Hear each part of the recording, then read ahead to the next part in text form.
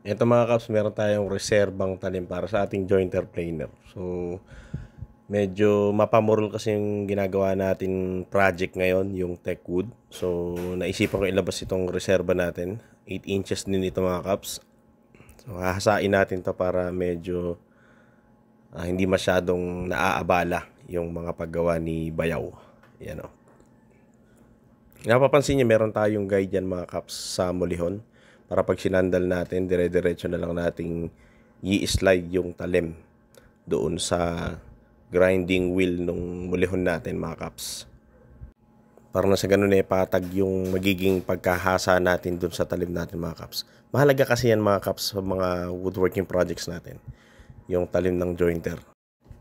Dapat laging matalim. Yung mapapansin nyo, nakasandal yan. Tapos, dapat yung sandalan natin, yung pinaka-guide natin sa likod, kung mapapansin nyo, ayan o.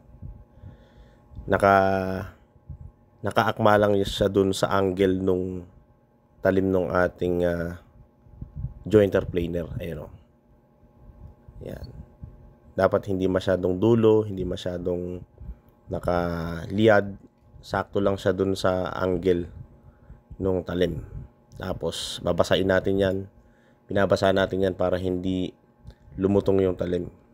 Kasi masusunog yan. Tsaka, hindi pwede mga kaps kapag ka naghahasa tayo yan, yung babad na babad sa dun sa mismong bato o yung grinding stone nung mulihon.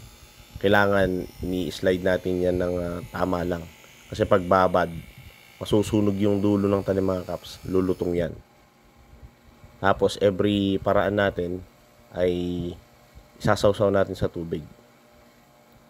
Yan yung tamang proseso mga kaps ng ginagawa natin sa paghahasa ng jointer planer blades o kaya naman ng blades ng ating planer, yung electric planer. Yan. Kahit sa pait, sa talim ng katam. Yan, ganyan yung proseso natin sa paghahasa mga kaps. Sasawsaw mo lagi sa tubig para hindi masunog yung talim or hindi lumutong yung talim.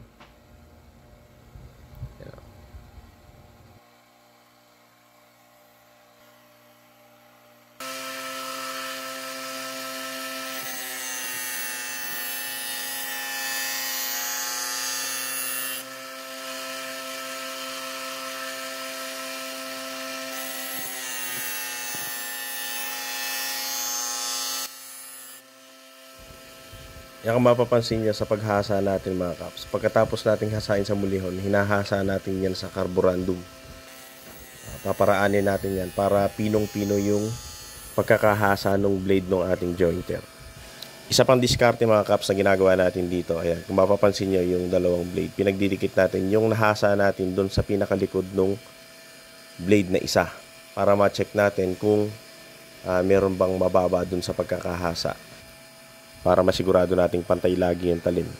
Yung bandang dulo magkabilaan lang, yun yung medyo i-curve lang natin ng bahagya para hindi siya gumuguhit sa piniplaner nating kahoy. Pero bagya lang. Ganun din sa talim ng electric planer mga kaps. Medyo i-curve natin ng konti yung magkabilang dulo para hindi siya gumuguhit sa kahoy. Bagya lang naman mga kaps. Alam kong nauunawaan yan ng mga ka-woodworkers natin. Lalong-lalo na yung mga bihasa na talaga.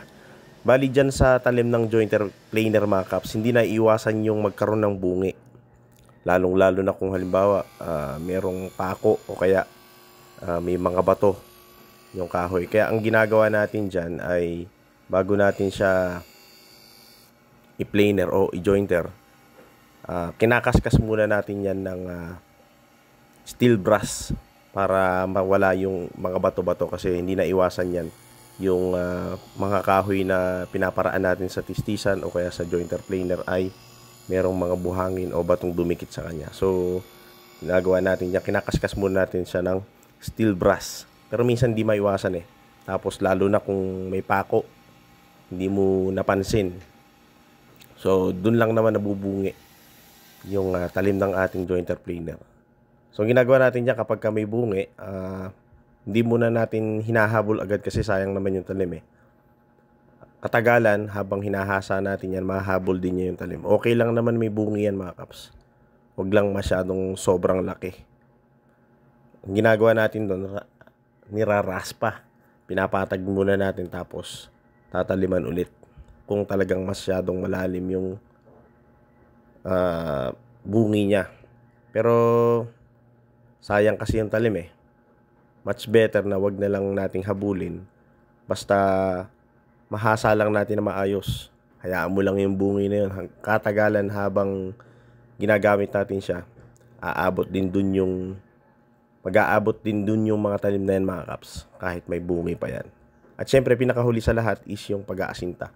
Yung paghahasa nitong jointer planer mga kaps, medyo time consuming din. Pero kapag matagal ka na at sanay ka ng nag-aasinta, naghahasa nitong jointer planer, basic na lang din sa'yo. Kasi yung iba mga kaps, ang ginagawa dito, dun mismo hinahasa sa bola, which is mali. Kasi ang tendency nun, mawawala sa align itong bola natin. Napakahalaga na dapat naka-align yan mga kaps. Tapos yung iba ginagamit yung grinder dun mismo sa bola, tumatama yung grinder. Basta mahasa lang nila yung blade.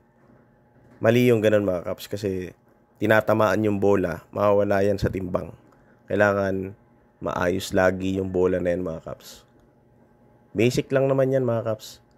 Alang minsan kasi sinasabi ng iba, abala, time consuming. Pero nasa 15 minutes lang naman yung paghahasa ng tatlo na yan. Tapos kasama na rin dun yung pag-aasinta. Kapag sanay ka na talaga. Pero kapag medyo bago ka pa lang, medyo time consuming talaga yung pag-aasinta, paghahasa nitong jointer planer. Ayan, hinasa ko na rin yung tatlong reserba natin.